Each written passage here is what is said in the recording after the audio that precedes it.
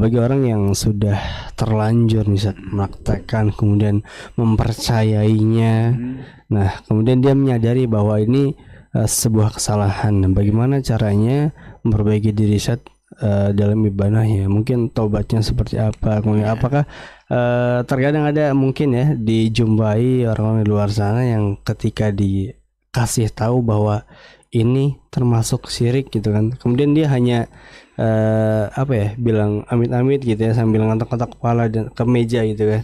Apakah itu sudah membereskan masalah itu gitu? Jika seseorang sudah Singkat aja ya. ya insya Allah, jika seseorang sudah terjerumus misalnya itu terlanjur, maka ya tentu kullu bani Adam khata, Khata. dan khata itu bukan satu kali, bukan Oke. kita bacanya itu bukan khata tapi khata ya, Ada bukan tasdidnya. khati satu kali mungkin, tapi khata apa artinya khata? Selalu.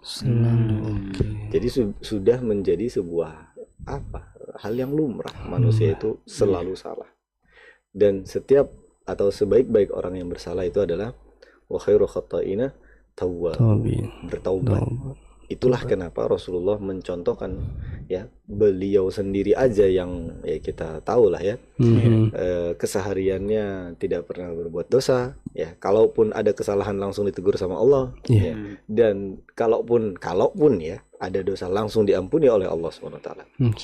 Itu beliau mencontohkan masih beristighfar, bertaubat, setiap harinya memperbaharui taubat. Jadi taubat itu ada dua. Ada taubat yang muqayyad ya, yang terikat. Artinya kalau kita tadi misalnya terjerumus pada suatu dosa, maka kita ya taubat yang dari dosa yang kita lakukan. Atau yang kedua adalah mutlak. Mutlak ini umum, artinya kita lakukan perbaharui setiap harinya. Karena kita nggak tahu amalan mana yang itu mengandung dosa. Kadang-kadang ya tidak sadar, maksudnya bukan tidak tahu, tidak sadar. Siapa tahu itu menjadi sebuah dosa walaupun kecil ya, ataupun mungkin sedang-sedang aja, tapi jangan disepelekan. Makanya Rasulullah mencontohkan untuk senantiasa memperbarui taubat setiap harinya. Kemudian ketika sudah terjerumus, maka tidak ada lagi solusi kecuali benar-benar bertaubat kepada Allah, taubatan nasuha. Ya, dan taubat nasuha itu harus dia menyesal, berjanji atau bertekad untuk tidak kembali lagi ya kepada dosa tersebut. Ya, hilangkan jauh-jauh itu ya pemikirannya ya atau prakteknya. Bertaubatlah kepada Allah, taubatan nasuha. Ya.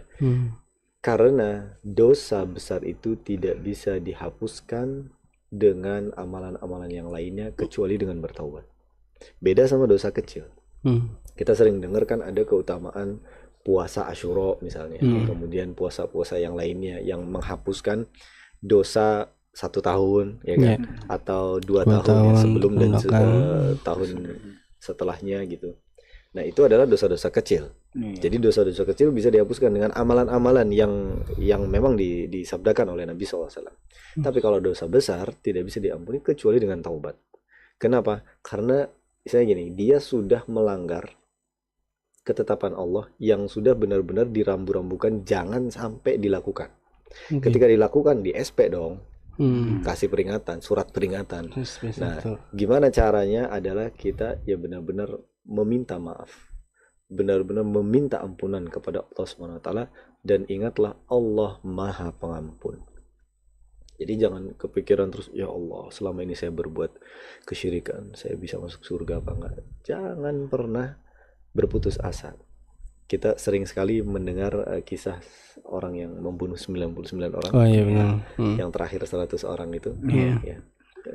Taubatnya diterima oleh Allah SWT. Padahal belum ngapa-ngapain. Baru perjalanannya menuju tempat hijrahnya saja. Itulah rahmat Allah SWT. Dan jangan pernah kita berputus asa dari rahmat Allah SWT. Yakini ya, kita tidak akan kembali kepada dosa tersebut. Kita benar-benar beristighfar kepada Allah SWT. Dan kemudian ya usahakan kita tidak lagi mendekati ya, bukan lagi masuk tapi mendekati. Tapi kalaupun misalnya qadarullah kita ada masuk ke dosa yang lain, maka taubat lagi, terus taubat, terus gitu. Setiap kali kita jatuh kepada sebuah dosa, tobat lagi ya. Karena ya seseorang itu ya tadi di awal nggak mungkin tidak melakukan kesalahan ya. Besar kecilnya kita nggak tahu, tapi ya perbaharuilah taubat itu terus menerus ya. Jadi memang solusinya cuma satu, bertaubat dengan taubatan nasuha. Jangan sampai, dan itu harus disegerakan. Kenapa disegerakan? Karena kita nggak tahu umur kita. Sedangkan kalau tadi kita udah bahas di awal bahwa kalau kita meninggal dalam keadaan berbuat syirik sudah tidak bisa diampuni, nggak ada kesempatan lagi. Maka manfaatkanlah kesempatan ketika kita masih hidup ini untuk bertaubat, sadar ya, dan bertobat kepada Allah Subhanahu wa taala.